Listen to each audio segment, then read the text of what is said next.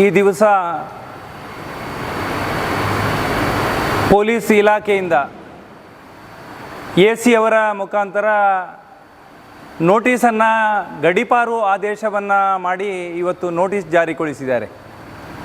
6ನೇ ತಾರೀಕಿಗೆ ಎ.ಸಿ ಕಚೇರಿಗೆ ಹೋಗಿ ಹಾಜರಾಗಬೇಕು, ಇಲ್ಲದಿದ್ದರೆ ಕಲಬುರಗಿ ಜಿಲ್ಲೆಗೆ ಗಡೀಪಾರನ್ನು ಮಾಡ್ತೇವೆ ಅನ್ನತಕ್ಕಂಥ ಆದೇಶದ ಪ್ರತಿ ಇವತ್ತು ನಮ್ಮ ಕೈ ಸೇರಿದೆ. ಸಿದ್ದರಾಮಯ್ಯ ಸರ್ಕಾರ ಕರ್ನಾಟಕದಲ್ಲಿ ಬಂದ ನಂತರ ನಿರಂತರವಾಗಿ ಹಿಂದೂ ವಿರೋಧಿ ಧೋರಣೆಗಳು ಮತ್ತು ತುಷ್ಟೀಕರಣದ ರಾಜಕಾರಣ ನಡೀತಾ ಇರುವಂಥದ್ದು ನಮಗೆಲ್ಲರಿಗೂ ಗೊತ್ತಿದೆ. ನಾನು ಕಳೆದ 30-35 ವರ್ಷಗಳಲ್ಲಿ ಸಾಮಾಜಿಕ ಜೀವನವನ್ನು ಮಾಡ್ತಾ ರಾಷ್ಟ್ರೀಯ ಸ್ವಯಂ ಸೇವಕ ಸಂಘದ ಸ್ವಯಂ ಸೇವಕನಾಗಿ ಸಾಮಾಜಿಕ ಕೆಲಸ ಕಾರ್ಯಗಳು ಜೊತೆಗೆ ಹಿಂದೂ ಧರ್ಮದ ಮತ್ತು ಹಿಂದೂ ಸಂಘಟನೆಯ ಕೆಲಸ ಕಾರ್ಯವನ್ನು ನಿರ್ವಹಿಸಿದ್ದೇನೆ. ಯಾವುದೇ ರೀತಿಯ ದರೋಡೆ ಕೊಲೆ ಪ್ರಕರಣಗಳಲ್ಲಿ ನಾನು ಶಾಮೀಲಾಗಲಿಲ್ಲ. ನನ್ನ ಮೇಲೆ ಕೇಸುಗಳು ದಾಖಲಾಗಿದ್ದರೂ ಕೆಲವೊಂದು ಧಾರ್ಮಿಕ ವಿಚಾರಗಳು ಸರ್ಕಾರದ ವಿರೋಧ ಆದಾಗ ಪ್ರತಿಭಟನೆಯ ಸಂದರ್ಭದಲ್ಲಿ ಆಗಿದ್ದಿರ್ಬೋದು, ಅಥವಾ ಗೋಹತ್ಯೆಯನ್ನು ಮಾಡತಕ್ಕಂಥ ಸಂದರ್ಭದಲ್ಲಿ ಅದನ್ನು ವಿರೋಧಿಸ್ತಕ್ಕಂಥ ವ್ಯವಸ್ಥೆ ಇರ್ಬೋದು.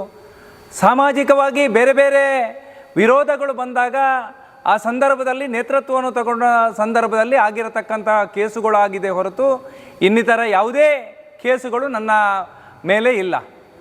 ಇವತ್ತು ಅತ್ಯಂತ ಯಶಸ್ವಿಯಾಗಿ ಸನಾತನವಾಗಿರತಕ್ಕಂತಹ ಧರ್ಮದ ವಿರುದ್ಧ ಮತ್ತು ಆ ಕಾರ್ಯಕರ್ತರನ್ನು ದಮನ ನೀತಿಯ ಕಾರ್ಯವೈಖರಿ ಇವತ್ತು ಸರ್ಕಾರದ ಮುಖಾಂತರ ಆಗಿದೆ.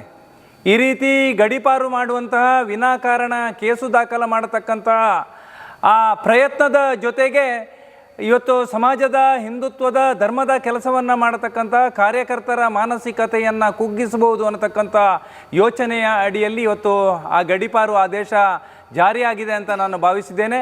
ನಾನು ಯಾವುದೇ ಕಾರಣಕ್ಕೂ ಕೂಡ ಇದನ್ನು ಸ್ವೀಕಾರ ಮಾಡೋದಿಲ್ಲ.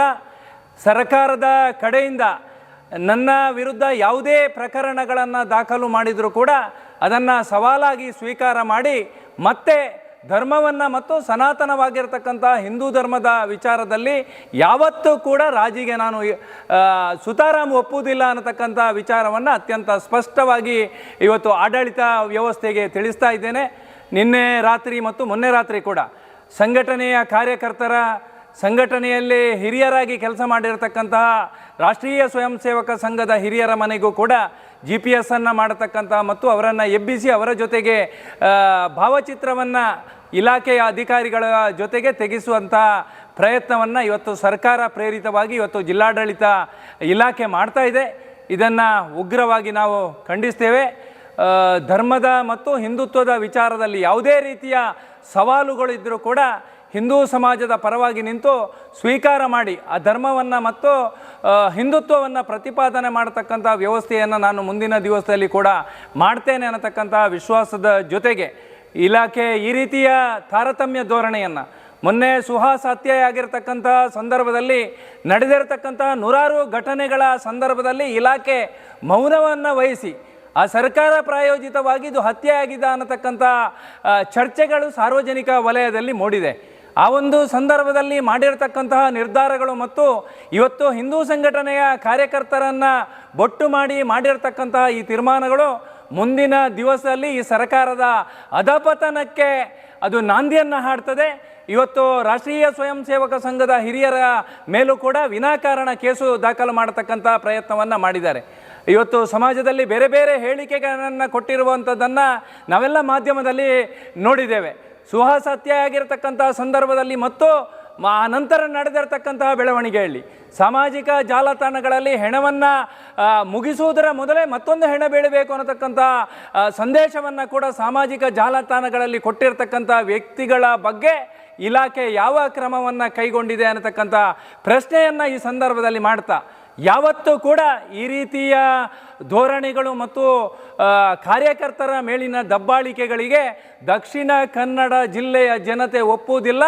ಯಾವತ್ತೂ ಕೂಡ ಧರ್ಮ ಆಧಾರಿತವಾಗಿರ್ತಕ್ಕಂಥ ದಕ್ಷಿಣ ಕನ್ನಡದಲ್ಲಿ ಕಾರ್ಯಕರ್ತರೇ ಶಕ್ತಿ ಧರ್ಮಕ್ಕೆ ಅನ್ನೋದನ್ನು ಈ ಸಂದರ್ಭದಲ್ಲಿ ಸ್ಪಷ್ಟಪಡಿಸ್ತಾ, ಬೇರೆ ಬೇರೆ ನೋವಿನ ಘಟನೆಗಳ ಸಂದರ್ಭದಲ್ಲಿ ಸಮಾಜಕ್ಕೆ ಶಕ್ತಿಯನ್ನು ತುಂಬಿರತಕ್ಕಂಥ ಕೆಲಸ ಮಾಡಿದವರು ಸಂಘಟನೆಯ ಕಾರ್ಯಕರ್ತರು ಅಂತ ನಾನು ಈ ಸಂದರ್ಭದಲ್ಲಿ ನೆನಪಿಸಿಕೊಂಡು, ಇಲಾಖೆ ಮುಂದಿನ ದಿವಸದಲ್ಲಿ ಈ ರೀತಿಯ ಕೃತ್ಯವನ್ನು, ಈ ರೀತಿಯ ಚಟುವಟಿಕೆಗಳನ್ನು ಸರ್ಕಾರದ ಒಂದು ಕಾರ್ಯಸೂಚಿಯಂತೆ ಹಿಂದೂ ವಿರೋಧಿ ಧೋರಣೆಯನ್ನು ಮಾಡಬಾರ್ದು.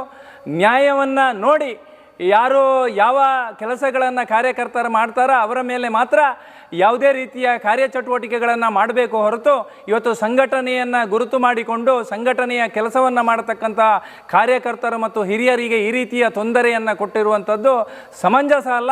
ಇಲಾಖೆ ಮತ್ತೊಮ್ಮೆ ಇದನ್ನು ಗಂಭೀರವಾಗಿ ಯೋಚನೆ ಮಾಡಬೇಕು ಅಂತಕ್ಕಂಥ ವಿಚಾರವನ್ನು ಈ ಸಂದರ್ಭದಲ್ಲಿ ಉಲ್ಲೇಖ ಮಾಡ್ತಾ, ಮುಂದಿನ ದಿವಸಗಳಲ್ಲಿ ಕಾನೂನಿಗೆ ನಾವು ಯಾವತ್ತೂ ಕೂಡ ಗೌರವವನ್ನು ಕೊಡ್ತೇವೆ.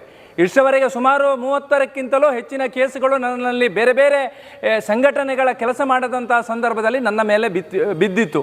ಆದರೆ ಎಲ್ಲವೂ ಕೂಡ ಕೋರ್ಟಿನಲ್ಲಿ ನಿಲ್ಲದೆ, ಸಾಬೀತಾಗದೆ, ಸುಳ್ಳು ಪ್ರಕರಣ ಅನ್ನೋದ ದೃಷ್ಟಿಕೋನದಿಂದ ಆ ಕೇಸು ಬಿದ್ದೋಗಿದೆ.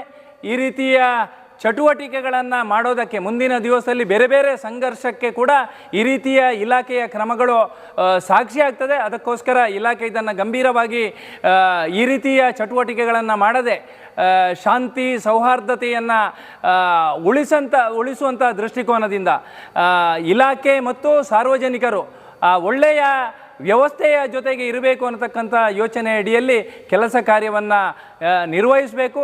ಜನಸ್ನೇಹಿ ಅಧಿಕಾರಿಗಳಾಗಿ ಇವತ್ತು SP ಅವರು ಮತ್ತು ಕಮಿಷನರು ಇಬ್ಬರೂ ಕೂಡ ಜನಸ್ನೇಹಿ ಅಧಿಕಾರಿಗಳು ಅನ್ನತಕ್ಕಂಥ ಒಂದು ಒಳ್ಳೆಯ ಸಂದೇಶವನ್ನು ಸಾರ್ವಜನಿಕರ ಜೊತೆಗೆ ಬಾಂಧವ್ಯವನ್ನು ಇಟ್ಟುಕೊಂಡು ಅದನ್ನು ತೋರಿಸಿಕೊಡಬೇಕು ಅಂತಕ್ಕಂಥ ವಿಚಾರವನ್ನು ಈ ಸಂದರ್ಭದಲ್ಲಿ ಉಲ್ಲೇಖ ಮಾಡ್ತೇನೆ.